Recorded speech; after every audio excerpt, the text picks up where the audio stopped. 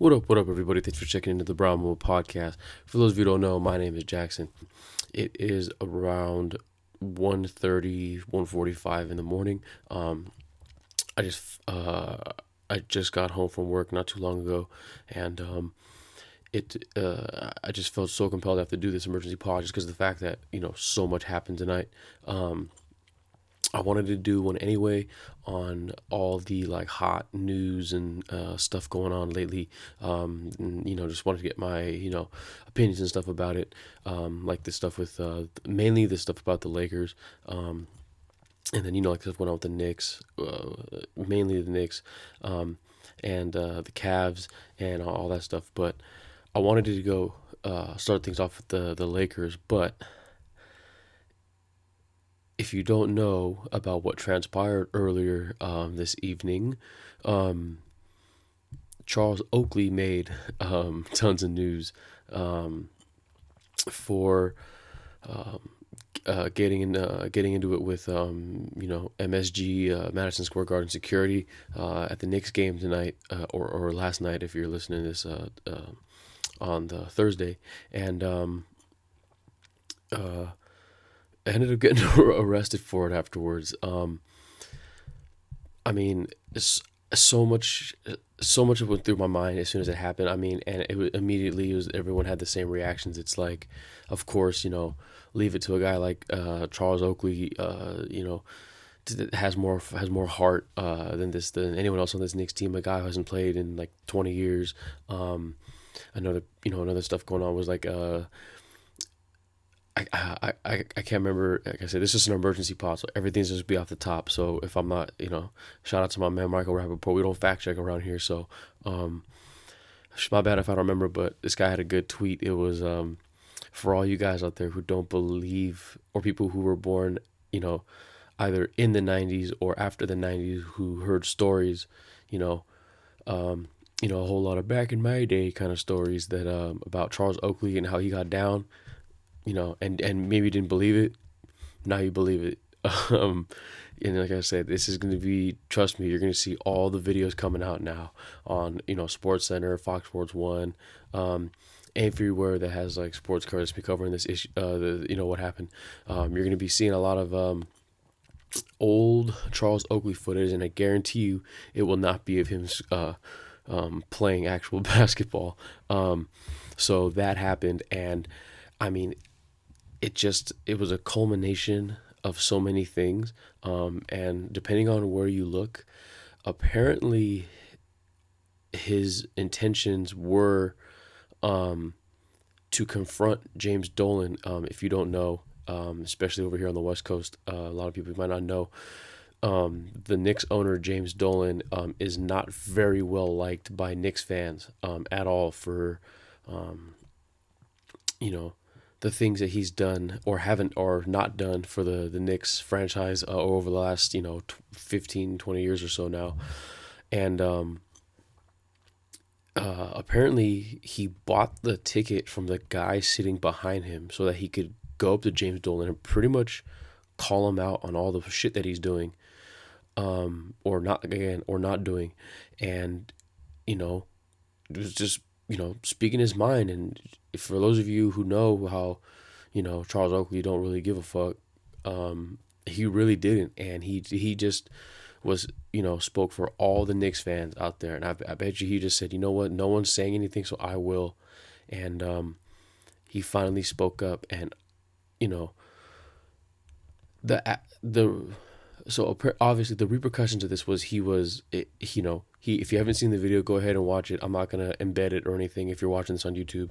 I don't want to take credit away from whoever has it and stuff like that. I don't deal with all that. But he's behind James Dolan or right by him, talking his shit, saying his stuff to him, and then security comes over as fast as they can, and they're trying to tell him to stop and put his hands on him, and he just full on pushes them.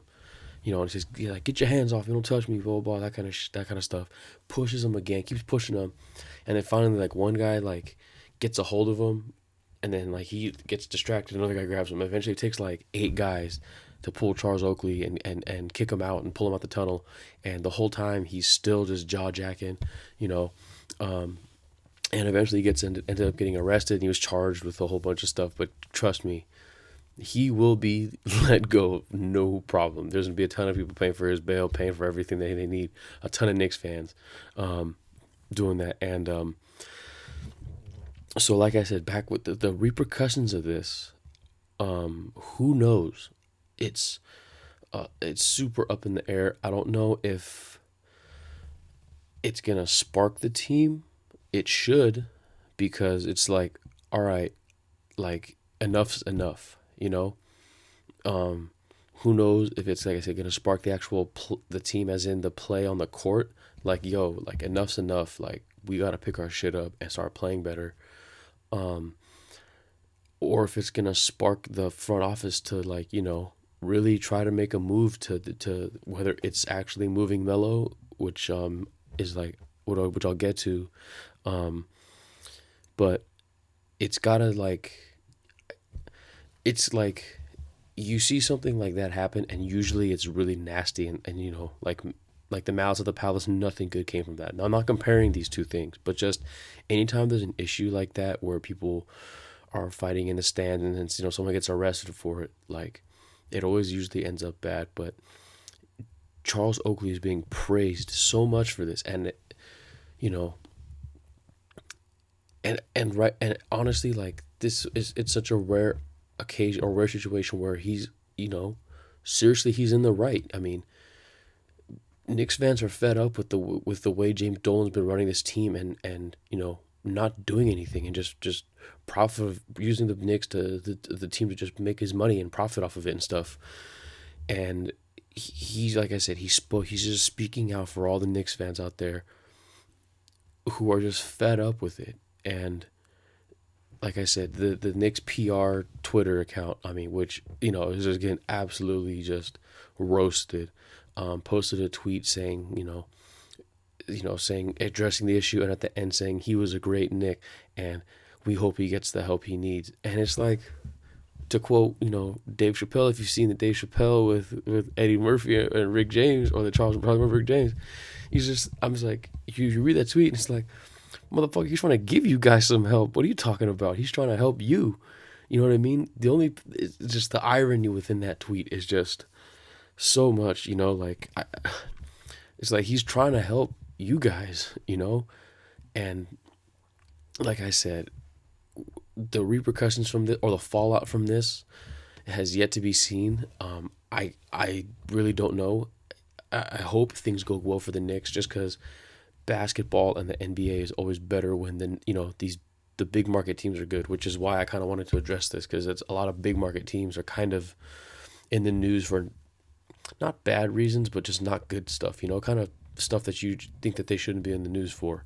And this definitely is like the pinnacle of it right now. Like, it's the pinnacle, and that's why I had to address it first. Because uh, like I said, if they do end up deciding to try and make a move, to move Melo, like I said, this could be a huge tipping point for it. I mean, he's been in the news a lot lately. All these different trade rumors. Like, is he going to Is he going to the Cavs? Is he going to the Celtics, the Clippers? Whoever else. That it was yet to be seen. The trade deadline, I believe, is on the 23rd. Like I said, we're not fact checking right here. Correct me if I'm wrong. But he, obviously, like I said, if, just for those of you guys who don't know, he has a no trade clause, so he has to waive it, and it has to be like a trade that he's willing to run with. But at the same time, like, there's so many rumors out there with Melo that he even came out and said, it's like, yeah, it's kind of frustrating him, and rightfully so. This guy is trying to focus on playing basketball, but he's not even so sure, if he's going to be around. I mean, ultimately he has the final say, but just it's got to be frustrating, knowing that a team doesn't want you when, you know what I mean? Like, that's got to be pretty frustrating, especially for a guy like, like Carmelo Anthony, who has such a, who's been for so long been such a great player in this league. And I mean, he's still okay. I mean, everyone, I just kind of I can't really like grasp it how these guys, these so-called analysts, and talking heads, like they're saying like, oh, all these other, if he were to be traded, all these teams, it would, Melo would be such an asset for these teams, and he could really help, make the Celtics take the leap, and help the Clippers make the leap. And I'm like, what are you talking about? What are you talking about? Like he no doubt when he's on, but he clearly hasn't been that guy for the last for his, essentially his whole career. And I mean, and I love Melo. I love Melo's game. I've loved him since he was on the Nuggets. You know, I loved him when he went to the Knicks and he was playing with Amari. I mean, I love Melo's game. Just like I said, when he's on, he's on. But maybe there's just some guys who just aren't the guy you want them to be, and it's a sad reality. But I feel like that's what we're dealing here with Melo, and he's been given so many opportunities to succeed and go to the next level, but he just hasn't been able. I don't think he's, what is the whole thing? He hasn't either been to a Western Conference final or made it past a Western Conference final. Like and sometimes that's just the way it is, and he's not getting any younger. If you look at his stats, like I said, I just took a look at him beforehand, and like I said, I'm not, I don't have the hard numbers in front of me, but he's been around, one game he'll shoot about 50%, the next game it's like, 30, close to 20%. And like that's not good. And it's like every other night you don't know, are you gonna get good Melo, or you're gonna get bad Melo, or you're gonna get the fans chanting stay Melo, or you're gonna get the fans booing him like they have been, like legit boos, like pretty bad too. And it's like I said, I feel bad for Melo that he's going through this right now, but I mean at the same time, like it's the nature of the beast, and it is what he is. Where it's just the fact that he kind of pigeonholed himself into this situation where he had opportunities in the past to go to better basketball situations, and you can say whatever you want, but Melo chose to be in New York because he knows that's the best place to build the brand of Melo. There's no other way around it. Like, and if he won't admit it, but I mean, just look at all the benefits he's reaping from, or he's reaping from being in New York. Like I said, not just obviously not on the court, but off the court, with all his business endeavors and stuff. And to transition into the Cavs talk, it's like, where does he go? Does he go to the Cavs? I believe Mark Stein, big up Mark Stein, he broke the news that the Knicks had reached out to the Cavs to try to, for a potential Kevin Love for Melo deal or something like that, and the Cavs said no, and then we all know the whole thing where Frank Isola, who I'm mixed about him, I kind of like him sometimes. I mean, I guess but this is coming from a guy who lives in California, so I don't deal with him all the time, like a lot of Knicks fans do and stuff. But he's definitely a polarizing figure over there in New York basketball, or New York sports media. But the whole thing that he reported, how the Cavs are willing to trade Kevin Love, or willing to trade for Melo, or more specifically, I want to get this right. More specifically, LeBron is telling the Cavs front office to trade for Melo at all costs, even if that includes Kevin Love, which actually kind of contrasts with what Mark Stein said, like I just mentioned. But then LeBron came out and said, that rumor's trash. The guy who wrote it's trash, and apparently he's been doing this, or Frank Isola has, the writer. He's been like coming up with this trading Kevin Love. In some capacity for like the last 3 years or something. So,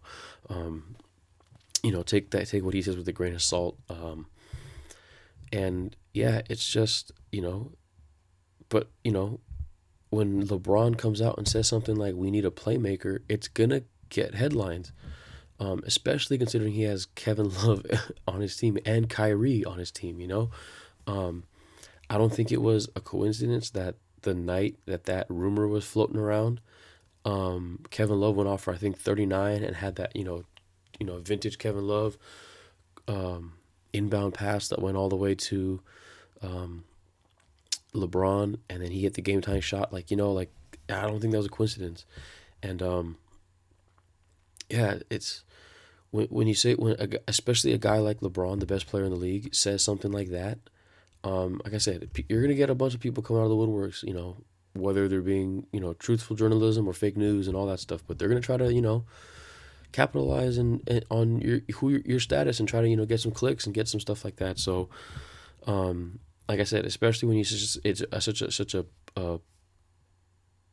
vague statement like we just need a playmaker and stuff. So, I spoke about the whole playmaker comment and his issue he had with Charles Barkley in an earlier pod. My first quick hit, which you should check out by the way if you haven't already, and so there's nothing. The whole Charles Barkley thing's been beat to the ground. Like I said, they had that open tryout too. I don't know who they signed. I know they worked out like Kirk Heinrich and Mario Chalmers and born ready Lance Stevenson, but I believe Lance signed with the Timberwolves. I could be wrong. I thought I saw that on my timeline earlier, but yeah. I mean, I don't know who they could trade for at the deadline. There's a lot of names out there, guys like Rondo, who's been not been doing too great in Chicago. Maybe Darren Williams. I've been seeing stuff like that. But who knows? I'm gonna have a trade deadline pod that's gonna come out later, so I'll have a lot more research done and preparation for that. So be on the lookout for that later. But the main thing I wanted to get to was all this Lakers stuff going on. So for those of you who don't know, and if you don't, you've been living under a damn rock. The Lakers recently brought on Magic Johnson to be an advisor to ownership, both the business side and the basketball side. What these detail or what that entails, not quite sure. But Jeannie did bring him on. He's officially with the team, and the it's good. It's good news, I guess. It's always great to have Magic Johnson around. I mean, he's one of the most beloved, LA sports figures of all time, and no matter where he goes, it's all, no matter what he does, it's always a pleasure to have him around. And so hopefully it goes better than his coaching stint. If you don't know, he wasn't a very good coach with the Lakers and stuff. And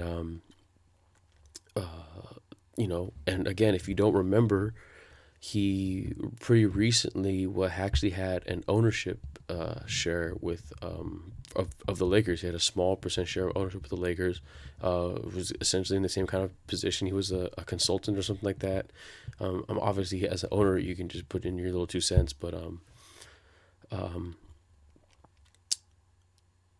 the the big thing that's kind of, I've been seeing it a lot, not a lot, but the thing that I've been seeing was that he was brought on, Jeannie brought him on to be, again, like this advisor or consultant. He's going to be like mentoring some players. He's going to have, I guess, be in like discussions and be in meetings and stuff about, player personnel moves, the trade deadline stuff coming up, draftees and all that stuff. But the thing that is kind of floating under the radar, and it's kind of been mentioned a little bit more and more, is the fact that Jim Buss, the co-owner, and Jeannie's older brother, who runs the basketball side. So if you don't know, Jeannie runs the business side of the Lakers, and Jim runs the basketball side of the Lakers. Jim Buss did not find out about this hiring until it actually happened, which means that he had no say in it. So I'm gonna try to keep this short and sweet and make it as simple as possible. It's a very, very complex thing that I'm gonna do my best to make it really as easy to follow as possible. So, for those of you who don't know, the Lakers are a family business. or when originally when Dr. Jerry Buss, R.I.P., um, bought the team, he was the sole owner of it. And when he passed a few years ago, and even before that, he helped divide ownership of the team, and he had it all laid out, and essentially so that Jeannie and Jim would, um, like I said before, Jeannie has the business side, Jim has the basketball side, as in like player personnel, day to day, basketball operations and stuff like that. And you'd think that it would. I always thought it was 50-50, but apparently Jeannie has a higher percent ownership share. So technically, she has the you know the higher share of the team than her brother Jim. Because if you think about it, like I said, it's a family business. That is how the Buss family, gets by. They're not like, Lacob in Golden State, or like Mark Cuban, where they were these business tycoons who owned business, who did all this, had jobs beforehand essentially, and became so successful they said, I got money, I'll try this out, and bought a team. That business model, or that thing, that what that is, the Lakers are their family business, and so it's always the age old adage, it's never do business with family.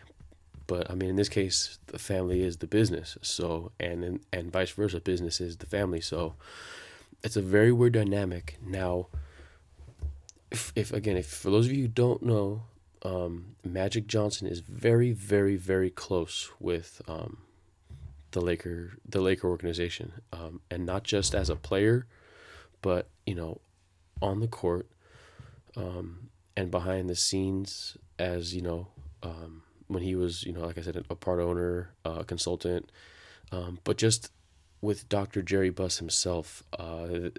If you don't know the stories, like, Magic John or Dr. Jerry Buss really, really, really loved the ladies, and Magic Johnson really, really, really loved the ladies as well. Um, there's a lot of stories about them two after games hanging out, as more than just an owner and a player, but as friends, and they're very, very, very, very close. And so they were, it's a different kind of bond that it's a different kind of bond, and it's a different dynamic that not all players and owners have, and not a lot of people have. So when you throw Magic Johnson into the rink with the Lakers, it's always a little different. It's not just like it's not just like Luke Walton coming back and being the head coach. Even when he was a player here, it's very different. And so, um, I forgot a quick little thing. I forgot to preface this part of the pod, but there's a really, really great article that covers a lot of these topics. Written by Ramona Shelburne, aka Momo. It's really, really good. It's on ESPN. She lays out this whole stuff in a lot more detail than I do. Like I said, I'm trying to make this quick, and I highly recommend you go read it if you don't know and you're interested. Check it out. It's on ESPN. It's by Ramona Shelburne. But yeah, so it's always kind of weird, and like I said, it's like Magic Johnson always referred to Jerry Buss, Dr. Jerry Buss, as his second father, and you always could. I don't know if he ever said it publicly, but you always knew that that Dr. Jerry Buss viewed Magic as another son. There's never been any, physical altercations or physical interactions, I guess, that got ugly between the two, Jim Buss and Magic Johnson.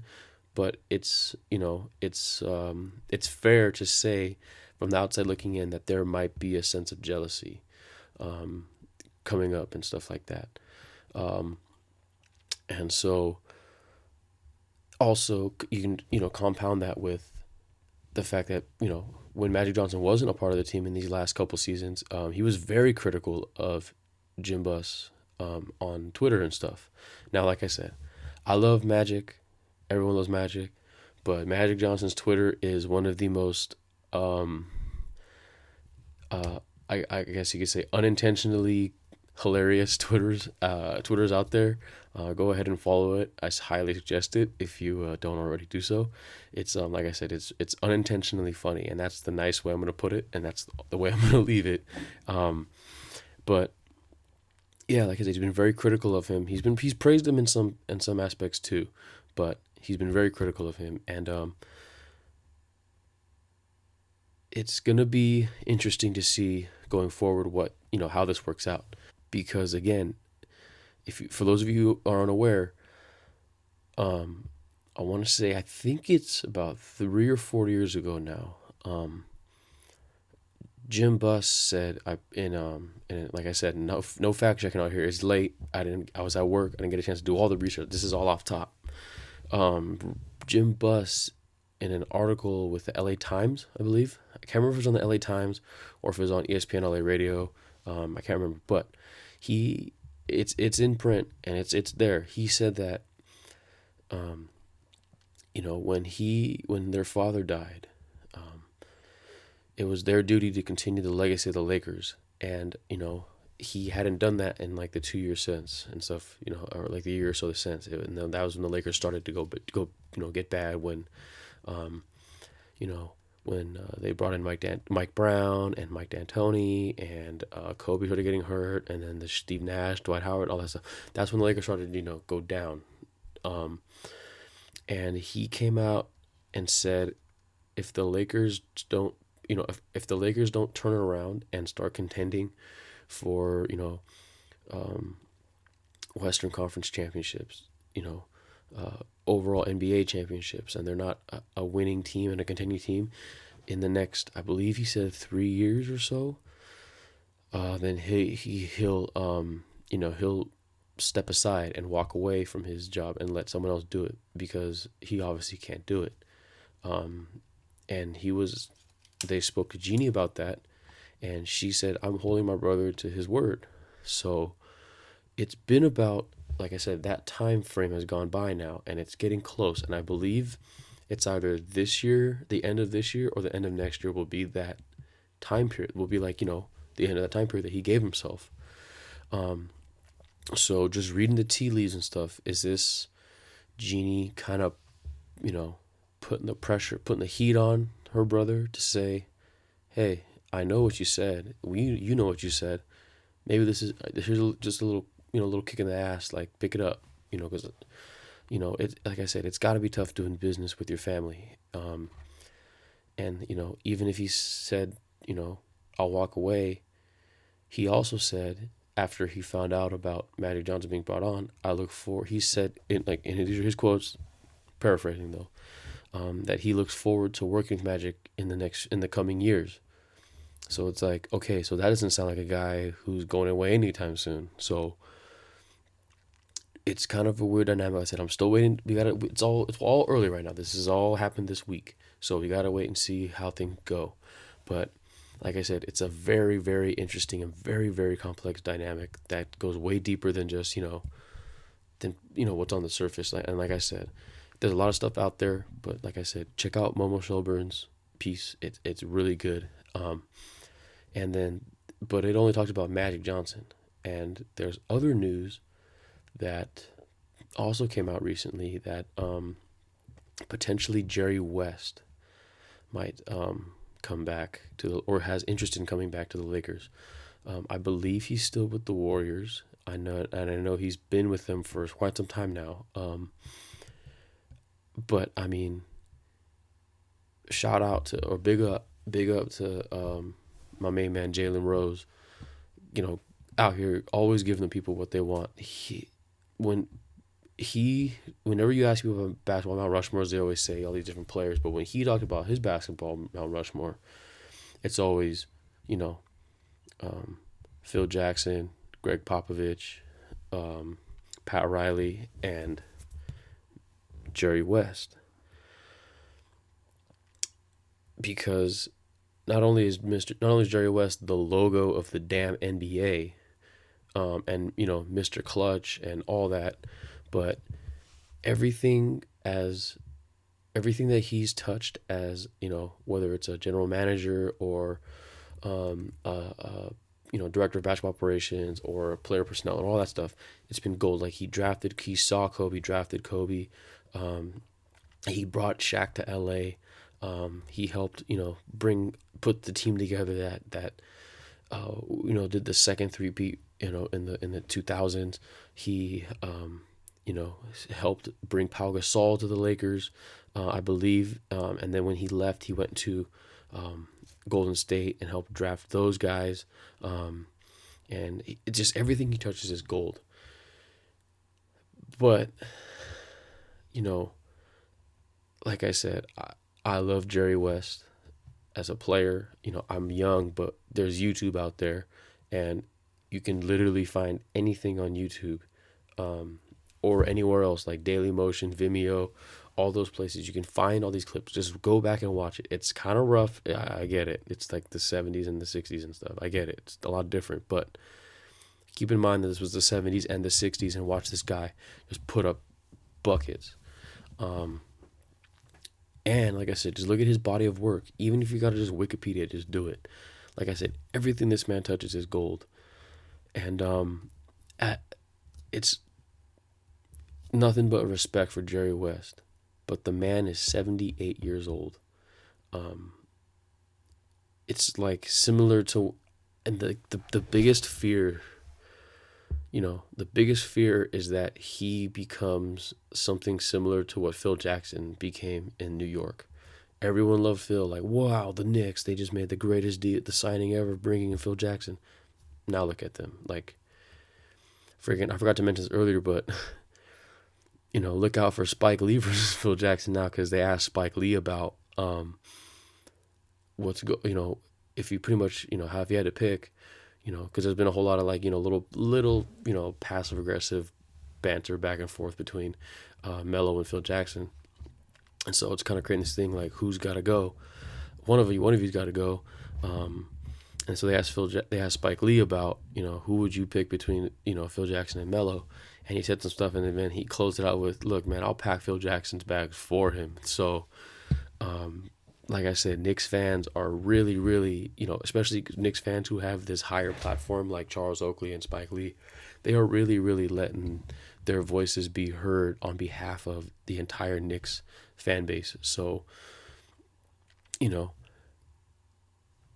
my fear is that could happen because the game is different, and I understand that, like, even like Jerry West has been so successful, but like that's the biggest fear. That's worst case scenario. Like I said, biggest fear.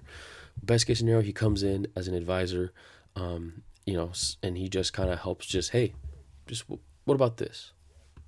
He's not saying he doesn't have the final say, but he just throws that out there. Hey, what about that guy? Or about doing this instead of that? Or no, I don't really like that guy. Just little things like that, and it's always like like I said, no final say, but just consulting, talking things through, helping, guide things and stuff like that. And like I said, it would be great to have him. But the biggest takeaway I'm taking from all this is that bringing in Magic Johnson, considering bringing back Jerry West, these things, it's the kind of stuff that I feel like Laker fans and the Lakers have done so well this year. And, last year planted the seed. This year is really, you can see it start to bloom, where they're letting go of the past and they're ready to move forward. But this feels like taking a step back. And I don't like it. Like, I mean, and I know I can't be the only one that feels that way. It just, it's like we're ready to move forward, and I hate to say it, like, and that because whenever you say taking a step back, it usually carries a negative connotation, and I hate to have a negative connotation about anything involving Magic Johnson and Jerry West, two Laker legends on and off the court. But like I said, it's just, it feels there's going to be some growing pains and some bumps in the road when you have the core of your team is like, I think the oldest guy is Jordan Clarkson. He's 23 or 24. Like, and there's five other guys that are younger than him. So there's gonna be some growing pains. There's gonna be some bumps and stuff. And it's almost like, just the whole thing where when you're trying something new and you start to feel uncomfortable with it, you revert back to your old ways, especially when you're trying to change yourself.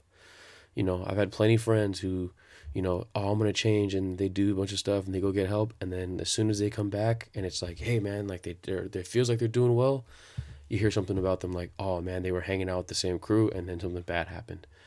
Like I said, this is an extreme analogy, and I understand that. And it almost feels like apples to oranges. And okay, whatever. If you want to say that, go ahead. But like I said, it's just, I can't be the only one, and maybe if I am, even if I am, whatever. It's just how I feel in my gut, that it's taking a step back when we've worked so hard. We feel like as a fan base, and or mainly as a fan base, that we're trusting the team to want to move forward. So, like I said, that's just a gut feeling I have. I could be wrong, and I'm hoping I'm wrong. Um, I hope for nothing but success for the Lakers. They're, obviously my favorite team. So like I said, I just wish nothing but the best, and I'm always look at everything, half glass full, best case scenario, very optimistic and all that. So I just hope that nothing but good comes from this, and we'll just have to wait and see. The season's not over yet, and like I said, if Magic's on for years to come, and if Jerry West comes on for years to come, I hope that these are some damn good years, and they do a lot of great things to help this Laker team progress and move forward into the team that we all hope and know that they can be. So yeah, I know I said I wanted to keep this one quick. I kind of went a little bit longer than I wanted to. Initially, it was going to be kind of a quick one, but like I said, so much has gone on in the last 24, less than 24 hours. Like I said, just had to get it all off my chest. It was just kind of building in me, and like I said, especially since I was at work and I had no outlet for it, I just had to get it all out, So, yeah, just wanted to get it all out there. If if you agree with me or not, let me know. Go ahead and comment down below, and always make sure remember to subscribe, like, share, and like I said, I got a lot of feelings about a lot of things going on. So just like I said, whether you agree with me or not, let's talk about it. Not only commenting down below, but you can hit me up in any of my ads like Twitter, Instagram, SoundCloud, all those places. Hit me up at all my ads. So go ahead and give those a follow. And like I said, hit me up. I'm always down. I'm always available to talk and stuff, and willing to have great intellectual conversations and discussions. That's the best way I'll put it. And so, yeah, like I said, if you make sure to subscribe, share the love, and share everything. Like I said, sorry if I'm kind of a little off right now. It's getting late. But yeah, thanks for checking it out. We'll definitely be seeing more of this. This seems to be up in the morning. So by the time this comes out, there's probably going to be a whole lot more news about, the Charles Oakley thing, more Magic Johnson Lakers stuff, Cavs, LeBron stuff, and all that. So, yeah, stay tuned for more cool stuff coming from me pretty soon. I also wanted to plug that too. There's going to be some interesting stuff from me in the future that I'm very, very excited for. So stay tuned for that. And like I said, share the love. Thanks for also for supporting. If you're watching, thanks for watching. If you're listening, thanks for listening on SoundCloud and stuff. Yeah, thanks. And like always, catch you guys next time. Peace.